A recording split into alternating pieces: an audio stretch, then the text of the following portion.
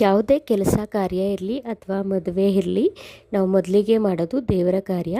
ನಾನಿಲ್ಲಿ ಪತ್ತಿಗೆ ಪೂಜೆ ಮಾಡ್ತಾ ಇದ್ದೀನಿ ಮತ್ತು ಹಿರಿಯರ ಕಲಸ ಪೂಜೆನೂ ಸಹ ಮಾಡ್ತೀವಿ. ಎಲ್ರಿಗೂ ನಮಸ್ಕಾರ. ಇದು ಕಳೆದ ಮಂಗಳವಾರದ ವ್ಲಾಗು. ನಾವು ಮಂಗಳವಾರ ದೇವರೂಟವನ್ನು ಮಾಡಿದ್ವಿ ಮತ್ತು ಈರಲಕ್ಕಮ್ಮ ಪೂಜೆನೂ ಸಹ ಮಾಡ್ತೀವಿ ನಮ್ಮೂರಲ್ಲಿ. ಸೊ ಹಾಗಾಗಿ ನಾವೆಲ್ಲರೂ ಹೊರಟಿದ್ದೀವಿ. ಈರಲಕ್ಕಮ್ಮ ಇರೋದು ತೋಟದೊಳಗಡೆ. ಸೊ ನಾವು ಊರನ್ನೆಲ್ಲ ಕರೆದು ಪೂಜೆಯನ್ನು ಮಾಡ್ತೀವಿ. ಇದೇ ನೋಡಿ ಈರಲಕ್ಕಮ್ಮ ಅಂತ. ನಾವು ಈ ದೇವರಿಗೆ ನಾವು ಅರಿಶಿನ ಶಾಸ್ತ್ರಕ್ಕೆ ಹಾಕ್ಕೊಳ್ಳೋ ಬಟ್ಟೆಯನ್ನು ಇಟ್ಟು ಮತ್ತು ಹೊಸ ಒಡವೆ ಏನಾದರೂ ತಗೊಂಡಿದ್ದರೆ ನಾವು ಅದನ್ನು ಇಟ್ಟು ಪೂಜೆ ಮಾಡಬೇಕು. ಗಂಡು ಮಕ್ಕಳಿಗೆ ನೋಡಿ ಈ ಥರ ಪಿಲ್ಲಿ ಅಂತ ಇಡ್ತೀವಿ ನಮ್ಮ ಕಡೆ.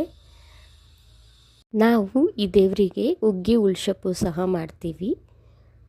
ಇದರ ಕಂಪ್ಲೀಟ್ ವಿಡಿಯೋನ ನಾನು ನನ್ನ ಯೂಟ್ಯೂಬ್ ಚಾನಲಲ್ಲಿ ಅಪ್ಲೋಡ್ ಮಾಡಿರ್ತೀನಿ, ದಯವಿಟ್ಟು ಚೆಕ್ ಮಾಡ್ಕೊಳ್ಳಿ. ಇವರು ನಮ್ಮ ಚಿಕ್ಕಮ್ಮನ ಮಗಳು ಯಶ್ವಿ, ಇವರು ನನ್ನ ಮಗಳು ಉತ್ಪ್ರೇಕ್ಷಾ. ಬಾಯ್ ಬಾಯ್.